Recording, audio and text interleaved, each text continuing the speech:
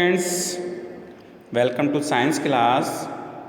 Science में पढ़ रहे थे चैप्टर 11 कार्य एवं ऊर्जा, जिसमें आज का टॉपिक है क्या ऊर्जा के विभिन्न रूप परस्पर परिवर्तनीय हैं। तो प्रकृति में ऊर्जा एक रूप से दूसरे रूप में बदलती रहती है। जैसे यांत्रिक ऊर्जा ऊष्मीय ऊर्जा एवं ध्वनि ऊर्जा में बदल जाती है। उदाहरण लोहे को पीटने पर लोहे का गर्म होना। ठीक है। विद्युत ऊर्जा ध्वनि ऊर्जा में बदल जाती है, जैसे लाउड स्पीकर। नाभिकीय ऊर्जा ऊष्मीय ध्वनि व विकिरण ऊर्जा में बदल जाती है, जैसे नाभिकीय बम।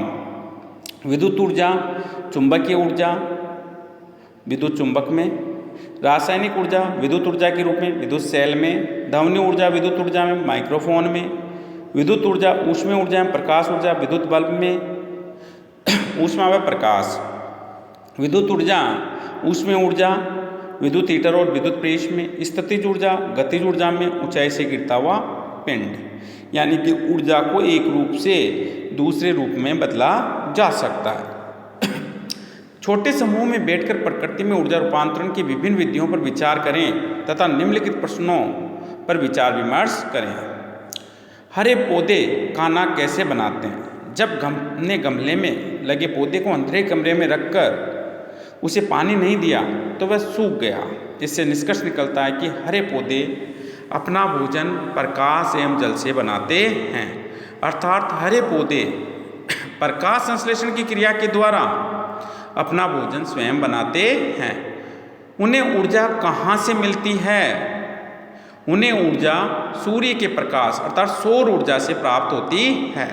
नंबर 3, वायु एक स्थान से दूसरे स्थान को क्यों बहती है? तो वायु दाब में अंतर के कारण वायु के कणों पर बल आरोपित होता है, जिससे वायु एक स्थान से दूसरे स्थान की ओर बहती है। ठीक है। 4, कोयला तथा पेट्रोलियम कैसे बने? कोयला और पेट्रोलियम का निर्माण जीवाश्म ईंधन से होता है। ठीक है, जीवाश्म से होता है, इसीलिए इन्हें जीवाश्म ईंधन कहा जाता है। क्लियर है। जीवों के अवशेष जो लाखों करोड़ों वर्ष पूर्व भूमि की गहराई में दब गए थे, वर्तमान में उनकी परिरक्षित छाप प्राप्त होती है, जिसमें जीवाश्म कहते हैं। और उन जीवाश्म पर नीचे दबे होने के कारण अत्यधिक दाब लगा, जिससे वो कालांतर में कोयले तथा पेट्रोलियम में बदल गए। तो कोयला व पेट्रोलियम जीवाश्म ईंधन होते हैं, जीवाश्म से बनते हैं। तो हम कह सकते हैं करोड़ों वर्ष पूर्व पृथ्वी की गहराई में हरे पेड़ पौधे एवं जीव जंतु हलचल के कारण दब गए, जो कालांतर में आज कोयला तथा पेट्रोलियम में बदल गए। किस प्रकार के ऊर्जा रूपांतरण जल चक्र को बनाए रखते हैं? तो रासायनिक ऊर्जा का ऊष्मीय ऊर्जा में रूपांतरण होता है, जिससे जल चक्र बना रहता है। नेक्स्ट क्रियाकलाप है अनेक मानव क्रियाकलापों तथा हमारे द्वारा उपयोग में लाए जाने वाले युक्तों में ऊर्जा रूपांतरण सम्मिलित है। इस प्रकार के क्रियाकलापों तथा युक्तों की एक सूची बनाते हैं तथा पहचानते हैं किस प्रकार का ऊर्जा रूपांतरण हो रहा है। तो देखो, ऊर्जा संरक्षण नियम। ऊर्जा संरक्षण का नियम भौतिकी का एक महत्वपूर्ण नियम है। इस नियम के अनुसार स्टूडेंट्स ये याद होना चाहिए आप सभी को, ऊर्जा न तो उत्पन्न की जा सकती है न ही नष्ट की जाती है। इसे केवल एक रूप से दूसरे रूप में बदला जा सकता है। ऊर्जा न तो उत्पन्न हो सकती है और न ही इसे नष्ट किया जा सकता है। इसे केवल एक रूप से दूसरे रूप में परिवर्तित किया जाता है। इसे ही ऊर्जा संरक्षण का नियम कहते हैं। इसे क्या कहते हैं? ऊर्जा संरक्षण का नियम। अधिकांशतः गतिज ऊर्जा का रूपांतरण ऊष्मीय ऊर्जा में होता है। जब हम अपनी दोनों हथेलियों को आपस में रगड़ते हैं तो घर्षण बल के कारण गतिज ऊर्जा का कुछ भाग ऊष्मीय ऊर्जा में बदल जाता है और हथेलियां गर्म हो जाती है। इसी प्रकार से हथौड़े से कील ठोकने पर हथौड़े की ऊर्जा का कुछ भाग ऊष्मा में बदल जाता है तथा कुछ कील की गतिज ऊर्जा में तथा कुछ ध्वनि तरंगों की ऊर्जा में बदल जाता है। क्योंकि कील ठोकते हैं तो ध्वनि भी आती है, कील भी गर्म होती है, कील गति करके दीवार में भी जाती है, तो इन तीनों ऊर्जाओं में वो बदल जाती है। तो ऊर्जा का एक रूप से दूसरे रूप में रूपांतरण होता है तथा ऊर्जा का विनाश नहीं होता है। यांत्रिक ऊर्जा संरक्षण। भाई, यांत्रिक ऊर्जा का संरक्षण कैसे होता है? तो स्टूडेंट्स, किसी पिंड की गतिज व स्थितिज ऊर्जा के योग को यांत्रिक ऊर्जा कहते हैं। भाई, यांत्रिक ऊर्जा क्या है? यांत्रिक ऊर्जा बराबर गतिज ऊर्जा प्लस स्थितिज ऊर्जा। अतः अनेक निकायों की स्थितिज ऊर्जा गतिज ऊर्जा में तथा गतिज ऊर्जा स्थितिज ऊर्जा में परिवर्तित होती रहती है, किंतु इनका योग सदैव नियत रहता है। यह नियम घर्षण बल उपस्थित न होने पर भी लागू होता है। इसे निम्नलिखित उदाहरण द्वारा स्पष्ट किया जा सकता है। तो स्टूडेंट्स यहाँ देखो, ये माना एक पिंड जिसका द्रव्यमान m है, ये एक पिंड है जिसका द्रव्यमान m है, ठीक है, m, क्लियर। h ऊंचाई पर स्थित है, ये यहाँ से h ऊंचाई, यहाँ तक की ऊंचाई क्या है, h, ठीक है। स्थित बिंदु A से मुक्त रूप से गिरना प्रारंभ करता है, ये बिंदु A है, ठीक है। यहाँ से गिरना क्या प्रारंभ करता है, बिंदु A पर इस पिंड का वेग शून्य होगा, क्योंकि वस्तु यहाँ विराम अवस्था में होती है।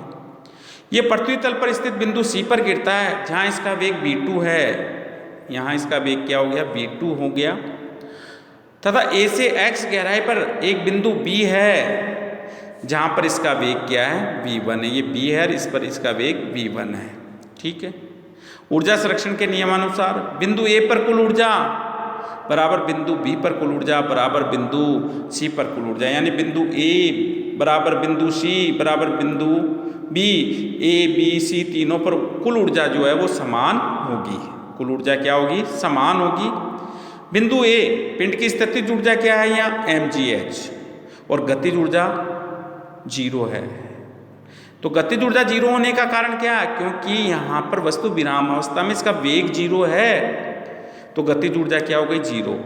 यानी कि कुल ऊर्जा जो, कुल यांत्रिक ऊर्जा जो है वो होगी गतिज ऊर्जा प्लस स्थितिज ऊर्जा, यानी कि 0 प्लस mgh, तो बराबर किसके बराबर हो गई, mgh के बराबर होगी। अब बिंदु B पर, पिंड कहाँ गया, बिंदु B पर। अब देखो B पर आएगा तो यहाँ से देखो B पर, तो इसने यहाँ से यहाँ तक की ये ऊंचाई तय कर ली, इतनी गहराई में आ गया। x दूरी पर इसका विस्थापन हो गया, क्लियर है, x दूरी पर इसका क्या हुआ, विस्थापन हो गया। तो यहाँ ये B पर आने के लिए x दूरी इसने तय की है, क्लियर है। तो स्टूडेंट्स यहाँ हमें पिंड की गतिज ऊर्जा बराबर 1/2 mv स्क्वायर, v क्या है यहाँ, v1 के बराबर। तो स्टूडेंट 1/2 m अपनी जगह है।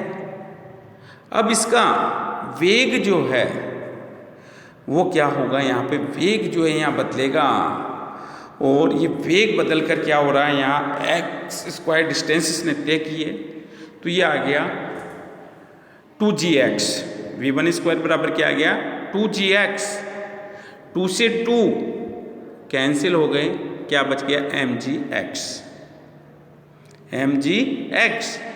v स्क्वायर बराबर u स्क्वायर प्लस 2gh, यहाँ त्वरण a जो है वो g के बराबर है, यहाँ पे गुरुत्वीय त्वरण के बराबर है, और s जो है वो s के बराबर, गति का तृतीय समीकरण है, ठीक है। तो v1 स्क्वायर u स्क्वायर 0 था प्रारंभ में, और 2gh की जगह क्या हो गया भाई, इसने कितनी दूरी तय की, त्वरण g हो गया और दूरी x यानी 2gx, क्लियर। तो v1 स्क्वायर बराबर क्या हो गया, 2gx, क्लियर है। तो ये 2gx हमने ढक दिया, कुल दूरी क्या आ गई, mgx। पिंड की स्थितिज ऊर्जा, अब स्थितिज ऊर्जा कितनी हुई यहाँ, तो स्थितिज ऊर्जा बराबर mgh होता है, यानी कि अब वहाँ से जो ऊंचाई होगी, स्थितिज ऊर्जा भी यहाँ से यहाँ तक की ऊंचाई पर रही, यहाँ से यहाँ तक की ऊंचाई क्या है, h माइनस एक्स है, h माइनस एक्स। तो mgh में h की जगह क्या लिख लेंगे, h माइनस एक्स, तो ये लिख लिया हमने यहाँ mgh माइनस एक्स, तल से ऊंचाई h माइनस एक्स है। तो यहाँ गतिज ऊर्जा क्या हुई, mgx, स्थितिज ऊर्जा क्या हुई, mgh माइनस, इसको इस तरह से लिख लेंगे mgx plus mgh minus mgx, ठीक है। तो ये mgx से mgx कैंसिल हो गया, क्या बच गया, mgh, यानी कि आंतरिक ऊर्जा बिंदु B पर भी mgh, A पे भी क्या थी, mgh। अब देखते हैं बिंदु C पर, बिंदु C पर वो आएगा तो यहाँ ऊंचाई जो है, ये दूरी जो है C पर आते हैं यहाँ से पूरा ही आ जाएगा, आ गया क्या, क्लियर है। तो ऊंचाई पूरी तय कर ली यहाँ पे। अब देखो यहाँ C पर गतिज ऊर्जा 1/2 m v2 स्क्वायर हो गई, क्लियर है। तो 1/2m इंटू V2 का मान 2gh है। 2gh कैसे आया? वही गति के तीसरे समीकरण से। V2 स्क्वायर बराबर u square plus 2s, a g के बराबर है, s h के बराबर है। u 0 था, 2gh, तो V2 स्क्वायर बराबर क्या गया? 2gh हमने यहाँ रख दिया। 2 से 2 कैंसिल हो गया, क्या बच गया? mgh। यहाँ क्या है? mgh, यानी गतिज ऊर्जा mgh। अब देखो स्थितिज ऊर्जा, स्थितिज ऊर्जा जो यहाँ होगी, अब ऊंचाई यहाँ पर वस्तु क्या यहाँ आ गई, धरातल पर आ गई। ऊंचाई h = 0 हो गई यहाँ, यानी कि स्थितिज ऊर्जा 0 हो गई यहाँ। स्थितिज ऊर्जा क्या हो गई? 0। ऊंचाई है ही नहीं वहाँ, तो स्थितिज ऊर्जा क्या हो जाएगी? 0। 0 होने का कारण क्या है भाई? mgh था, h बराबर 0 हो गई, ऊंचाई है ही नहीं, तो यहाँ h की जगह mg × 0 किया तो पूरी वैल्यू क्या हो गई? 0। क्लियर? पिंड की कुल ऊर्जा बराबर गतिज ऊर्जा प्लस स्थितिज ऊर्जा। गतिज ऊर्जा कितनी है? mgh। स्थितिज ऊर्जा कितनी? 0, तो वही आ गई mgh। यानी कि बिंदु A पर mgh, B पर भी यांत्रिक ऊर्जा mgh और C पर भी कुल ऊर्जा क्या थी? mgh। तो यदि घर्षण आदि कोई भी बल किसी पिंड पर कार्य नहीं कर रहा हो तब गतिज ऊर्जा व स्थितिज ऊर्जा का योग सदैव स्थिर रहता है। अतः गुरुत्वीय बल के अंतर्गत पिंड की कुल यांत्रिक ऊर्जा सदैव ही नियत रहती है। अब देखो यहाँ इसमें तेरा का हमें m 20 kg, ठीक है, h 4 मीटर, ये h अलग अलग है सबके लिए, 4 मीटर, और g 10, तो mgh लग जाएगा यहाँ। EP बराबर, EP के लिए mgh, m 20, g 10 और h 4, तो कितना हो गया? 800 जूल। इस कंडीशन के लिए 800 जूल हो गया। अब यहाँ देखो वस्तु विराम अवस्था में है, वस्तु क्या है? विराम अवस्था में है, तो यहाँ गतिज ऊर्जा क्या होगी? 0। टोटल ऊर्जा कितनी हुई? 800 जूल। क्लियर है क्या? अब ऊंचाई 3 मीटर है, वही mgh से ज्ञात करेंगे। m 20, g 10, ऊंचाई 3, 600, यहाँ ये 600 हो गई और ये कितनी हो जाएगी? 200। टोटल वही 800 रहेगी। क्लियर है? 800 हो गई। अब यहाँ देखो जो गतिज ऊर्जा है वो 200 जूल कैसे निकाली हमने? वही v स्क्वायर बराबर u स्क्वायर प्लस 2gh कर दिया, तो 0 + 2gh हो गया, मान रखा, 2 से 2 कट गया, mgh हो गया। m 20 था, g 10 था, और s इसने कितनी दूरी तय कर ली यहाँ से यहाँ तक आने में? 4 पे था, 3 पे आ गया, 1 कम हो गई तो 1 हो गया, 200 जूल हो गया। ठीक है, अब देखो 2 पे आ गया अभी, तो वही mgh में रखेंगे मान, EP आ जाएगा 20 × 10 × 2 400। EK जितना ये कम हुआ है उतना वो बढ़ जाएगी, EK mgh के बराबर हो जाएगी। 20 × 10 × 2 = 400 जूल। अब ऊंचाई 1 मीटर है, वही mgh लगाएंगे, 20 × 10 × 1 200, उसमें mgh लगेगी कितनी? 4 से 1 आ गया, यानी कि h विस्थापन 3 हो गया है यहाँ, 20 × 10 × 3 600 जूल हो गया। भूमि से ठीक ऊपर, यानी कि ऊंचाई अब है ही नहीं, 0 है, तो उस स्थिति में स्थितिज ऊर्जा EP क्या हो जाएगी? 0। EP क्या हो जाएगी? 0 हो जाएगी। और EK पूरा विस्थापन हो गया, 4 से 0 पे आ गया, 4 - 0 यानी विस्थापन 4 हो गया यहाँ, 20 × 10 × 4 यानी 800 जूल। क्लियर है?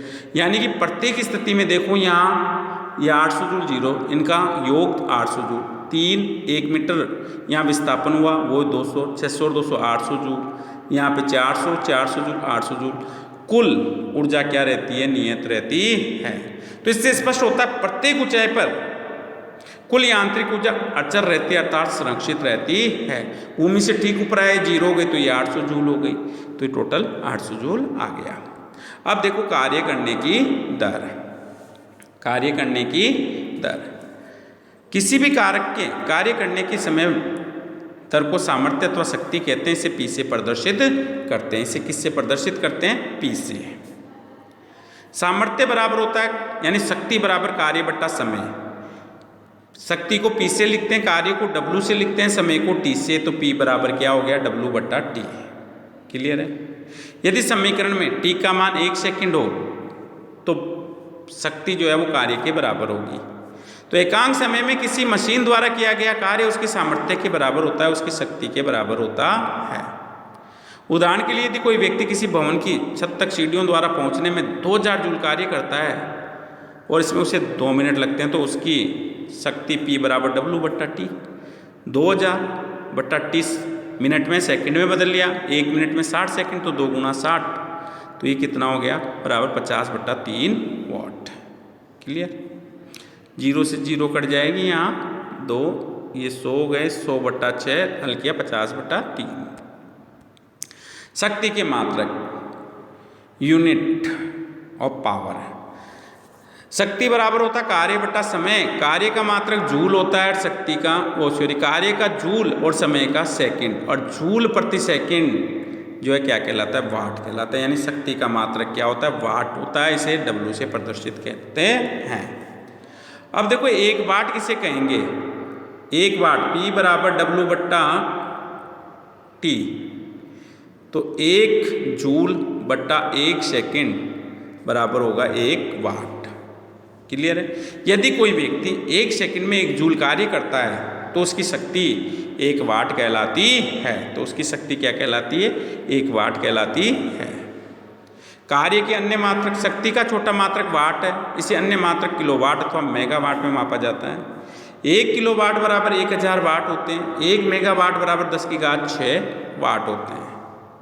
शक्ति का एक प्रचलित मात्रक अश्व शक्ति है, इंग्लिश मीनिंग हॉर्स पावर, और 1 हॉर्स पावर में 746 वाट होते हैं। ये क्वेश्चन पूछा जाता है स्टूडेंट्स। सामान्य व्यक्ति की शक्ति 0.05 से 0.1 अश्व शक्ति तक होती है। अब देखो यहाँ एक क्रियाकलाप दिया हुआ है,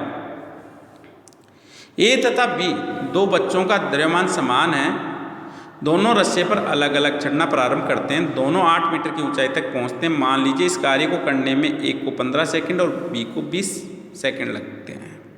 प्रत्येक बच्चे द्वारा किया गया कार्य कितना, किया गया कार्य समान है, तथापि A ने कार्य करने के लिए B की अपेक्षा कम समय लिया। किस बच्चे ने दिए गए समय यानी मान लो 1 सेकंड में अधिक कार्य किया, माना कि प्रत्येक बच्चे का भार mg है, प्रत्येक बच्चे द्वारा किया गया कार्य mgh होगा। किया गया कार्य समान है परंतु A 15 सेकंड लेता है जबकि B 20 सेकंड लेता है। समान कार्य करने के लिए करते हैं, इसलिए 1 सेकंड में A से अधिक कार्य किया है A ने। हम कह सकते हैं कि B से A ने अधिक काम किया है। स्टूडेंट्स अब आ गए आपके न्यूमेरिकल। इन न्यूमेरिकल्स को हम नेक्स्ट वीडियो में करेंगे। तब तक के लिए धन्यवाद।